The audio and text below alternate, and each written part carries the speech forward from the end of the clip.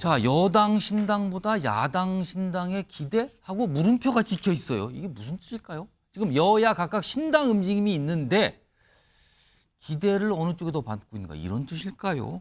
일단 이와 관련된 오늘 신당 얘기를 하시는 분들의 모습이 있습니다. 보겠습니다.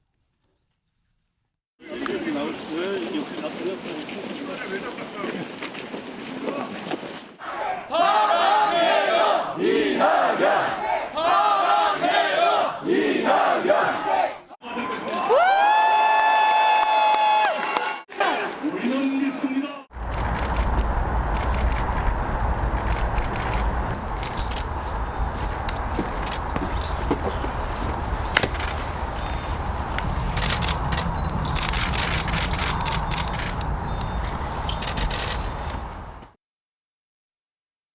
자, 지금부터 오늘 나온 여론조사 중에서 신당 움직임과 관련이 있어 보이는 대목을 좀 지금부터 소개해드리겠습니다. 이 화면 좀 먼저 봐주세요. 자, 국회의원 선거 결과 기대. 그러니까 내년 올해 있는 국회의원 선거는 어떤 취지로 어느 쪽을 좀 지지하실까 이런 걸 물어보는 건데 이렇게 결과가 나왔는데 정부 견제를 위해 야당 후보 당선을 선호한다. 야당 후보를 지지하겠다. 이게 53이 나왔어요. 이게 견제론이에요. 이른바. 근데 이제 반대쪽에는 정부 지원을 위해서 여당 후보 당선을 선호한다. 여당 후보를 지지하겠다. 뽑겠다. 이게 39. 그러니까 이거는 지원론이죠. 견제론이 앞서고 있습니다. 좀 차이가 나죠. 이건 오차 바뀝니다. 지금요. 53대 39로 견제론이 앞서고 있는데요. 다음 좀 보시죠. 앞서서 봤던 내용인데요. 이건 질문이 달라요. 취지는 비슷하죠. 질문이 다른데 내년 총선이라면 구체적으로 어느 정당 후보를 뽑겠냐는 거죠. 아까는요. 정부 견제를 위해, 정부 지원을 위해 뭐 야당 후보, 여당 후보 약간 좀 이게 뭉뚱그린 질문이잖아요. 근데 여기는 구체적으로 내일이 총선이면 어느 정당 후보를 찍겠습니까라고 묻습니다. 그리고 자, 여기는 국민의힘 38, 민주당 41. 민주당이 조금 높죠? 하나 더 보죠. 앞서 나왔던 결과인데요. 역시 여기도 국민의힘 34, 민주당 39입니다. 자, 그럼요. 여기서 보실 거는요. 민주당 숫자입니다. 여기 민주당 숫자가 39가 나왔잖아요. 앞에 거 두 번째 내용 다시 한번 볼까요? 자, 두 번째 내용 보면요. 거기도 민주당께 나왔거든요. 여기 보면 민주당 41이 나왔죠? 자, 맨 처음에 봤던 거 다시 한번 보겠습니다. 여기 보면 정부 견제론, 그러니까 야당 후보 당선을 선호한다는 의미는 53입니다. 자, 그럼요. 변호찬 소장님. 예. 정부 견제론은 53인데 내일 당장 총선이라면 민주당 후보를 찍겠다는 게 아까 41, 39가 나왔어요. 차이가 납니다. 이거하고는. 이 격차는 어떻게 봐야 됩니까? 이 결과가 중요합니다. 이 결과가 사실은 이번 총선의 모든 것을 이야기하는데 이재명 대표의 고민, 예. 민주연구원의 고민, 예. 이해식 의원의 고민이 깊어지는 게 이 조사 결과입니다. 그러니까 아니 이 같은 조사에서 여당 후보 당선 39%는 같은 조사입니다. 예. 국민의힘 지지율과 똑같습니다. 예. 국민의힘 지지율, 정부 지원론 똑같이 나왔습니다. 그런데 같은 조사에서 민주당 지지율은 34%. 그런데 정부 견제는 53%. 예. 19%포인트가 차이 납니다. 이거 뭡니까? 그러니까요. 이게 이른바 채증 현상이에요. 오. 그러니까 아니 야당 밀어줄게. 이게 53%인데 민주당 지지율은 34%밖에 안 납니다. 그것만큼 못 가고 같은 있단 조사에서. 말이에요. 예. 그러면 20% 약 19%, 약 20%는 어디로 간 거야? 예. 중도가 안 들어오고 무당이 안 들어오고 수도권이 안 들어오고 2030 MZ세대가 안 들어온 거죠. 이게 이른바 이재명 대표를 향하고 있는 채증 현상. 오. 이재명 대표 때문에 우리는 이번 총선에서는 야당 밀어줄 생각하고 있는데 정당 더불어민주당은 이재명 대표 리스크로 못 밀어주겠어.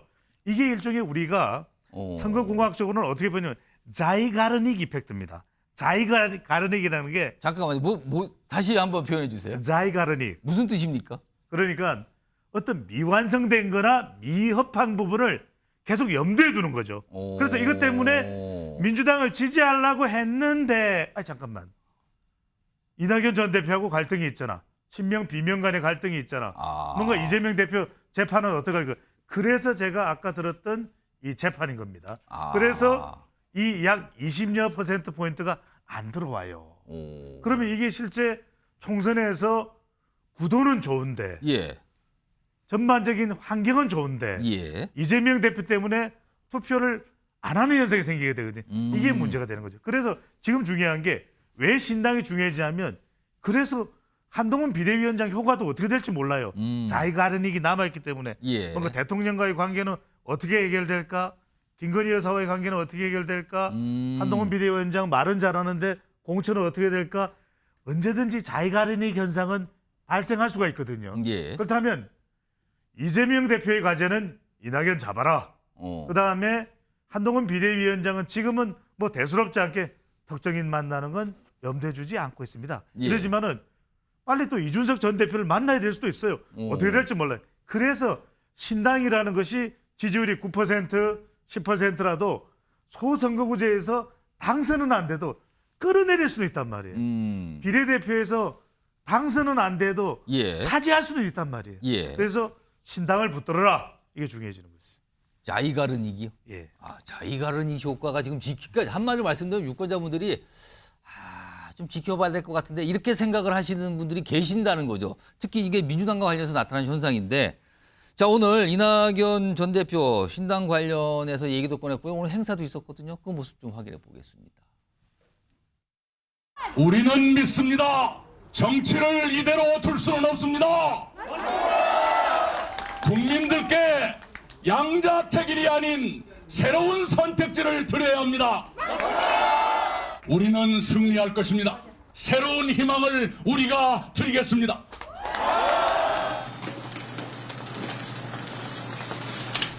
그 변화의 의지를 이재명 대표로부터 확인하고 싶었으나 안타깝게도 확인할 수 없었습니다. 좀 더 가치 있는 일을 위해서 제 갈 길을 가겠습니다. 민주당 소속이신 이해식 의원님 이렇게 네. 되면은 만약에 이낙연 전 대표가 신당을 창당하게 된다면 이게 민주당에 굉장히 위협적이 될 수도 있다고 보시는 겁니까? 민주당에 좋지 않은 결과가 될 수가 있겠죠. 그렇지만은 사실 이제 그걸 좀 말씀드리기 전에 예. 이준석 신당과 이낙연 신당은 예. 근본적으로 다르다. 이렇게 결이 생각합니다. 다르다. 왜냐하면은 이준석 대표는 사실 당 대표로서 대선과 지방선거를 승리를 이끌었고 예. 그런 상황에서 대통령과 이 관계가 좋지 않아 가지고 어떤 면에서는 사실상 출당을 당한 거나 다름없거든요. 계속 예. 핍박을 받고 출당을 당했다면 예. 이낙연 전 대표 같은 경우는 사실 그 대선 패배에 공동 책임을 져야 될 분인데 뭐 핍박을 받은 것도 아니고요. 예. 그런 면에서 보면 뭐 본인의 어떤 살 길이라 그럴까요? 그걸 찾아서 탈당한 것이다. 그런 면에서 근본적으로 다른 거죠. 그래서 조금 뭐 민주당의 대다수 당원들이나 지지자들이 아쉬워하는 게 이제 그 대목이고요. 예. 그리고 우리 이낙연 전 대표께서 새로운 선택지를 드리는 것이다. 예. 국민들한테 새로운 선택지를 드리는 것이다. 이렇게 말씀을 하셨는데 지금 시대 정신이 뭡니까? 윤석열 정권 심판 아닙니까? 야당의 한 일원으로서 예. 본인을 위치 지우신다면 윤석열 정권을 어떻게 하면 심판할까에 대해서 얘기해야 하고 그와 관련된 선택지를 드리는 게 맞지 않습니까? 그리고 국민 평균만큼의 도덕성, 예. 뭐 국민 평균만큼의 깨끗한 정치 그걸 자꾸 강조를 하시는데 그거야말로 정말 이 국민의힘 그리고 예. 윤석열 정권이 정적 제거 그리고 야당 탄압을 위해서 계속적으로 프레임화했던 예. 이재명 뭐 악마화, 이재명 죽이기 그런 프레임으로 나올 수 있는 그런 말 아니겠습니까? 그렇게 보면 이재명 대표한테 무조건 나가라. 당대표 그만둬라. 예. 이렇게 압박하면서 그걸 받아들이지 않는다고 해서 그렇게 이런 말씀을 하시는 게 과연 민주당 당원들한테 지지자들한테 어떻게 받아들여질지 예. 그걸 한번 생각을 해봐야 하고 또 그런 어떤 전반적인 차원에서 보면 이낙연 신당이 만들어진다 해도 우리 국민 지지자 그리고 당원들이 그렇게 뭐 심하게 요동을 치면서 딸려가겠느냐? 오. 저는 결코 그렇지 않다. 예. 그렇게 생각하고요. 지난 국민의당 장당 때 안철수 그리고 그때 당시 민주당에 있던 여러 의원들이 나가서 당을 새로 차렸었는데 그때는 호남 유권자들, 호남 국민들이 사실상 여러 가지 분열적인 그런 양상이 더 먼저 일어났었습니다. 근데 지금은 전혀 그렇지가 않거든요. 그러니까 이낙연 전 대표의 신당 움직임에 대해서 약간 이제 비판적 논평을 해주셨는데 두 신당 지금 여야 각각 신당 움직임이 있잖아요. 이걸 좀 비교해 보겠습니다. 화면에 있습니다. 요 내용은요. 최영두 의원님하고 정기남 교수님이 좀 잘 봐주세요. 제가 좀 설명을 좀 드릴게요. 여야 신당 움직임 각각 호응은 지금 어떤 상태인가 보는데요. 일단 이낙연 전 대표입니다. 최성, 이석현 등 합류. 약간 좀 묵직한 정치인분들이 합류하는 움직임이 있고요. 그리고 지금 이른바 4인방이죠. 비명 4인방. 김종민, 윤영창, 이원욱, 조용찬. 탈당 가능성이 커진 거 아니냐 이런 얘기가 나와요. 그리고 일각에서는 뭔가 이 정도면 시사한 거 아니냐. 합류 가능성이 있는 거 아니냐. 이런 얘기까지 나오고 있는 상황입니다. 약간 움직임이 구체적이죠. 여기는 현역 의원들 포함해서. 자, 이준석 전 대표의 신당은 지금 천하람, 이기인 등 합류했습니다. 지난주에 기자회견했죠. 그리고 허은하 의원 이번 주 입장 발표인데 가지 않을까라는 얘기가 나오는데 아직 그 밖에 다른 어떤 좀 뭐랄까요 인지도가 있는 정치인 또는 현역 의원은 아직은 나타나지 않고 있는 상황입니다. 이런 차이점이 있는데 최영두 의원님, 이낙연 신당과 이준석 신당으로서 어느 쪽이 더 성공 가능성이 있을까? 이거 어떻게 판단해야 됩니까? 지금 이낙연 신당의 경우는 사실은 민주당의 위기를 보여주는 거라고 생각합니다. 지금 저는 최근에 야당을 보면서 야당의 당대표 체제의 종언 시대다 이제. 이전에 전당대회를 통해서 돈봉투랑 걸 해가지고 지금 전직 당대표와 여러 현역 의원들이 지금 수사를 받거나 또는 구속된 상황입니다. 또 이낙연 대표가 탈당한 이유가 바로 개딸 전체주의 때문에 아니겠습니까? 이 개딸 전체주의라는 것이 지금 한동훈 비대위원장도 이야기했습니다만 이게 우리 당에서 만든 이야기가 아닙니다. 이게 민주당 내에서 나온 이야기 아니겠습니까? 한 사람의 사법 리스크를 전통의 민주주의 정당인 민주당이 온통 지난 1년 몇 개월 동안 방어하기 위해서 그 부채부 특권의 문제까지도 제기하고 스스로 포기하겠다는 걸 다시 그걸 방어막으로 삼고 그리고 지금 많은 국회의원들이 뭔가 이대로는 안 된다.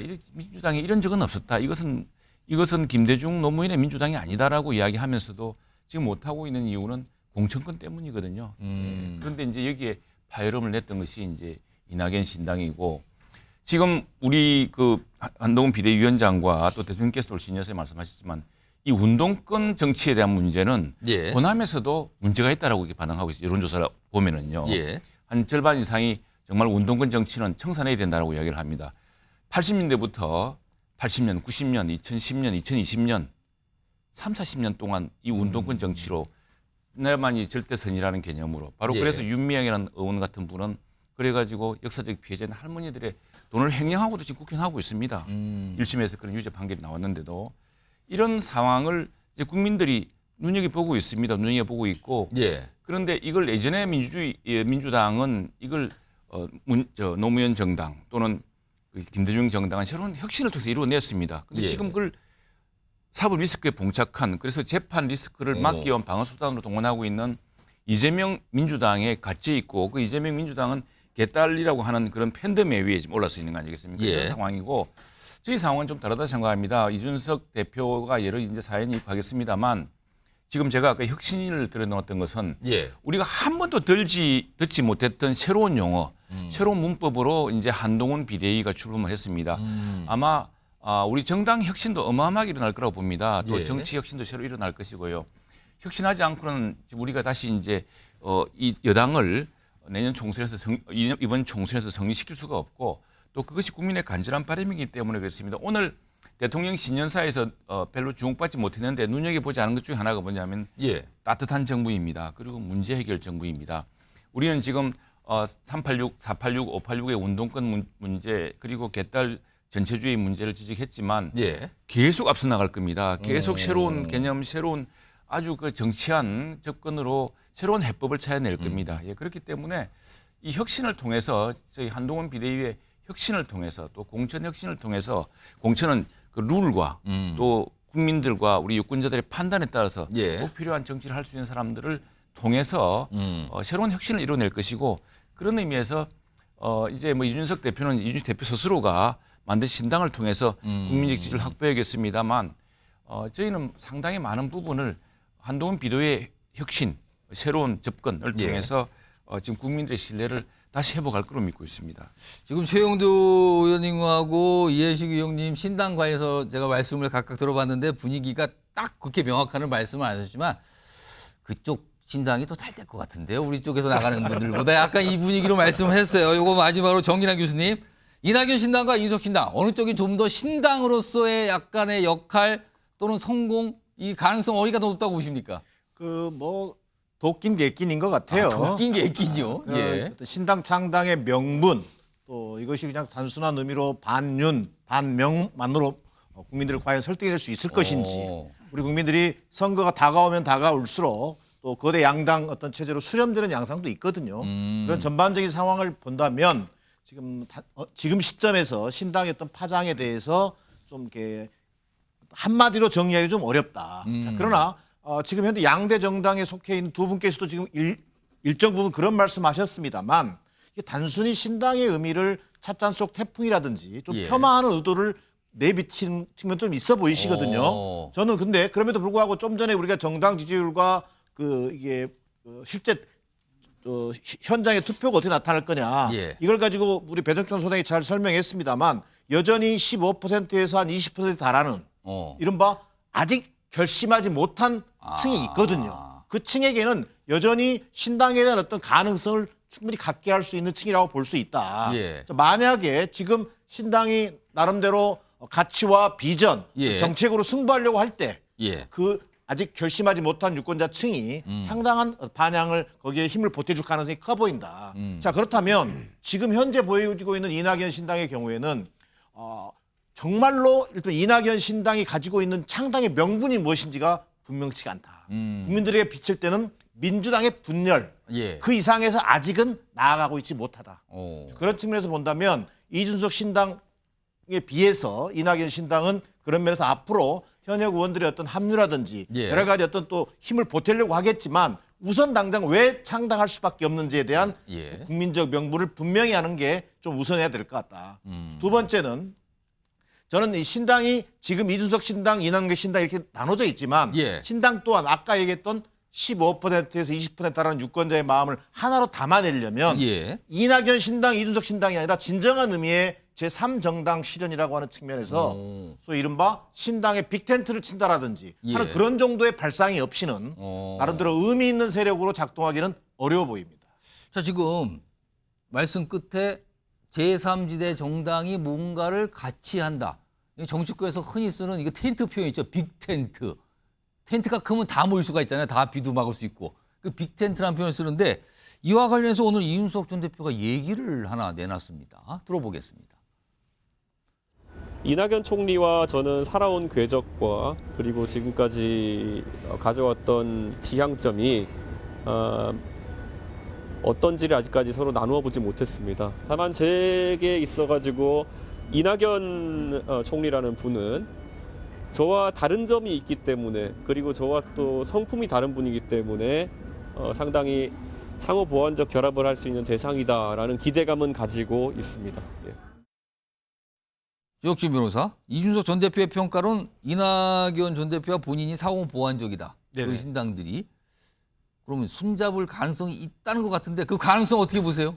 하늘에 태양이 예. 하나만 있어야지 두 개, 세 개 있으면 그게 되겠습니까? 두 분이 각각 스스로 태양이라고 생각하신다는 겁니까? 아니 빅텐트를 갖다 딱 쳤을 때 예. 거기 대장이 누굽니까? 오. 이낙연 전 대표니까 아니면 이준석 전 대표입니까? 누굽니까? 두 사람 다 전 대표예요. 그러니까 오. 내가 대표를 갖다가 하고 싶지 내가 고개를 숙이고 들어가가지고 거기서 뭘 하겠다? 그 상석에는 그 빅텐트 상석에 누가 앉는가? 그다음에 제일 중요한 건 뭐냐면요. 예. 결국은 내년에 배지를 달기 올해 예. 그 국회의원에 당선되기 위해서 공천권이나 여러 가지 것들을 행사해야 되는데 예. 그걸 누가 행사할 것인가. 그다음에 이준석 전 대표 같은 경우에는 무조건 국회의원 되고 싶잖아요. 그러면은 그런 것들과 관련해서 과연 이낙연 전 대표가 보장을 해줄 수 있는 것인가. 그다음에 제일 중요한 건 뭐냐면요. 예. 정당이라고 하는 것은 정치적인 이념을 공유해야 되잖아요. 예. 아무리 상황이 급하다고 해도 민주당의 전 대표와 국민의힘 전 대표가 같이 모여가지고 하나의 빅텐트를 갖다가 설정하는 것은 그거는 상정하기가 쉽지 않을 것 같다는 게 제 개인적인 판단입니다. 정찬수 소장님, 그러니까 이낙연, 이준석 두 정치인이 손잡을 가능성 전혀 없다고 보십니까? 전혀 없다 이렇게 사회과학에서 그럼 물어보면 없다고, 없을 쪽이라고, 없는 쪽이라고 보십니까?